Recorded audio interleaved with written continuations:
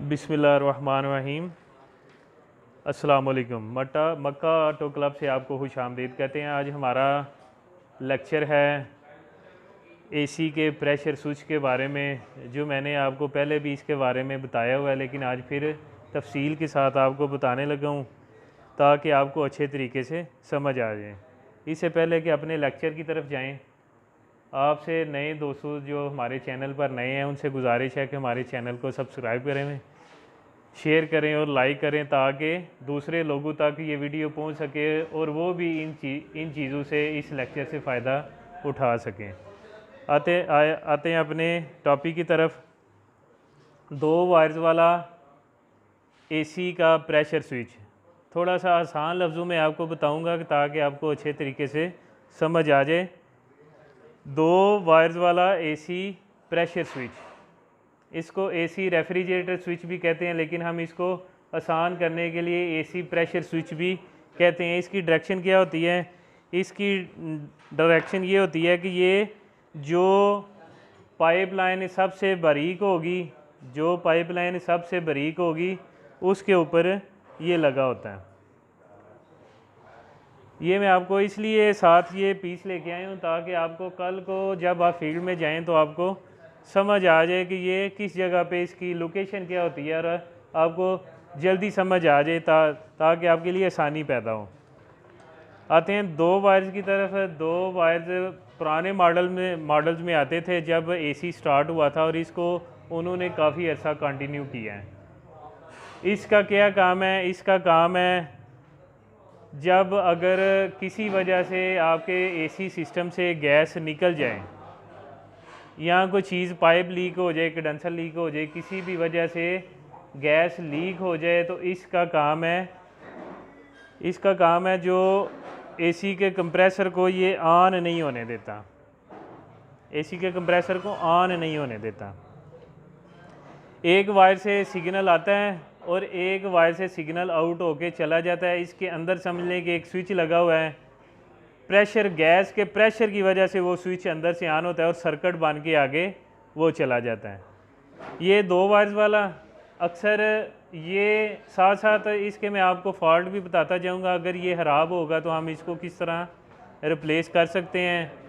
अगर ये चीज़ ख़राब हो तो इसको जब हम ये चीज़ पाइप से खोल लेंगे तो फिर इसके अंदर से गैस निकल जाएगी।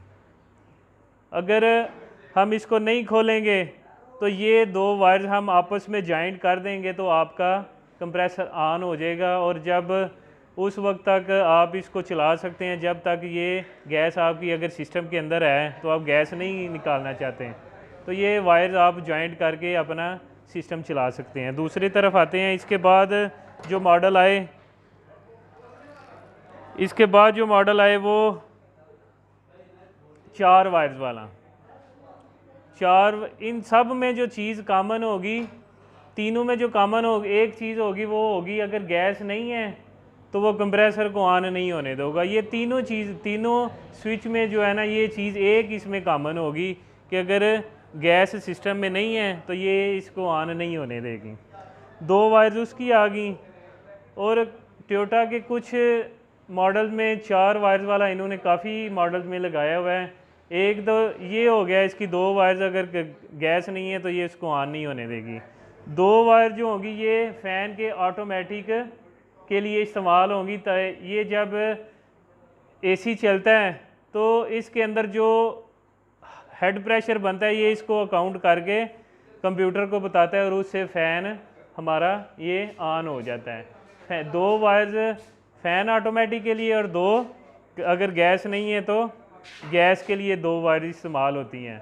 अगर ये हमारा स्विच ख़राब हो जाता है और हमारा कंप्रेसर ऑन नहीं हो रहा तो ये 2 वायर्स हम जॉइंट करके इस तरह हम अपना जो है ना सिस्टम चला लेंगे।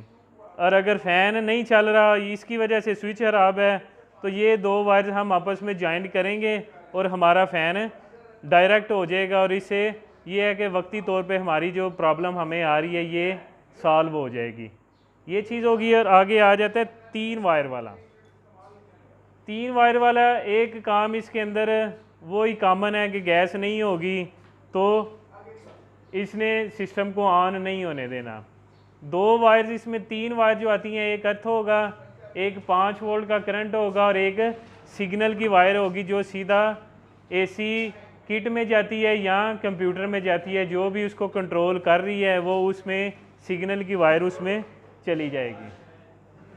3 वायर मैंने आपको अभी बताया है कि एक अर्थ होगा, एक 5 वोल्ट की करंट होगी और एक सिग्नल की वायर होगी जो इसने उसको बताना है कि इसमें गैस है तो कंप्रेसर को ऑन कर दो, गैस नहीं है तो उसमें कंप्रेसर को ऑन नहीं करना।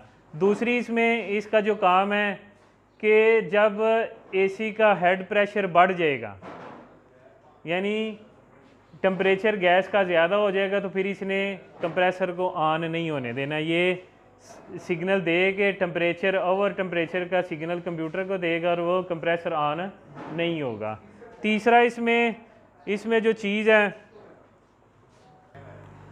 तीसरी इसमें चीज़ होगी, अगर आप किसी वक्त गैस अगर रिचार्ज करते हैं तो कंप्रेसर में आप ज़्यादा गैस रिफ़िल कर देते हैं, जितनी इसको चाहिए होगी इसमें आप ज़्यादा उसमें फिल कर देते हैं। तो फिर जब ज़्यादा हम फिल करेंगे तो टेम्परेचर, हेड प्रेशर जो गैस का बढ़ जाएगा और ये भी इसने सिग्नल कंप्यूटर को देना है या एसी की किट को देना है, यानी टेम्परेचर जब बढ़ेगा इसने वो ओवर टेम्परेचर का उसको सिग्नल देना और उससे आपका कंप्रेसर जो है वो कभी ऑन होगा कभी ऑफ हो जाएगा, कभी ऑन होगा कभी ऑफ हो जाएगा। और ये कभी ऑन और कभी ऑफ क्यों होता है? जब कंप्रेसर आपका बंद हो जाएगा तो कुछ देर के लिए वो बंद रहेगा, जब बंद रहेगा तो आपका टेम्परेचर आस्ता आस्ता नॉर्मल होता जाएगा और जितना उसको टेम्परेचर चाहिए होगा उस टेम्परेचर पे आएगा तो फिर कंप्रेसर ऑन हो जाएगा। इस तरह जब कंप्रेसर ऑन होगा उसका टेम्परेचर फिर बढ़ेगा, ज़्यादा होगा तो फिर वो उसको ट्रिप करवा देगा। इस तरह ये इसने 2-3 काम करने होते हैं, ये वाले 3 वायर्स वाले प्रेशर स्विच ने। एक चीज़ मैं आपको बताऊं कि जब भी आपने आजकल जो नए मॉडल में तकरीबन मोस्टली सारी गाड़ियों में 3 वायर वाला प्रेशर स्विच आ रहा है। मैंने आपको पहले भी बताया था लेकिन आज फिर बताने लगूं, ये बात आपने समझ लें कि नोट कर लेनी है। जहां भी आप 3 वायर्स वाला एसी का प्रेशर स्विच देखेंगे उस पे आपने अपने 12 वोल्ट टेस्टर से आपने इसकी करंट चेक नहीं करनी।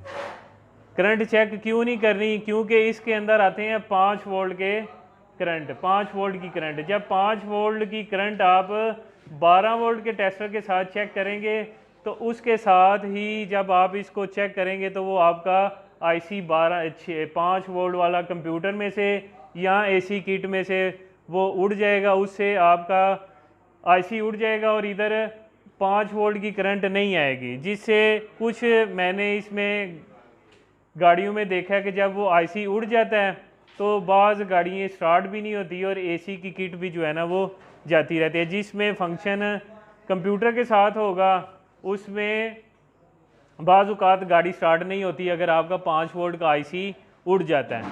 IC जो होता है वो इसको नहीं, काफ़ी चीज़ों को करंट देता है, काफ़ी चीज़ों को 5 वोल्ट की करंट एक ही IC से जाती है। अगर आप इसको चेक करेंगे 5 वोल्ट की करंट 12 वोल्ट से चेक करेंगे, 5 वोल्ट वाला IC उड़ जाएगा तो हमें एक साथ ही काफ़ी स्कैनर लगा के आप चेक करेंगे तो काफ़ी प्रॉब्लम्स वो आपको बताएगा, तो फिर इंसान कंफ्यूज हो जाता है। इसलिए आपको बता रहा हूँ कि इसको आपने अपने 12 वोल्ट टेस्टर के साथ आपने इसको चेक नहीं करना ताकि आप मज़ीद परेशानी से बचें। उम्मीद है कि आपको आज के इस लेक्चर की समझ आ गई होगी और इसके साथ ही मैं आपसे इजाज़त चाहूँगा।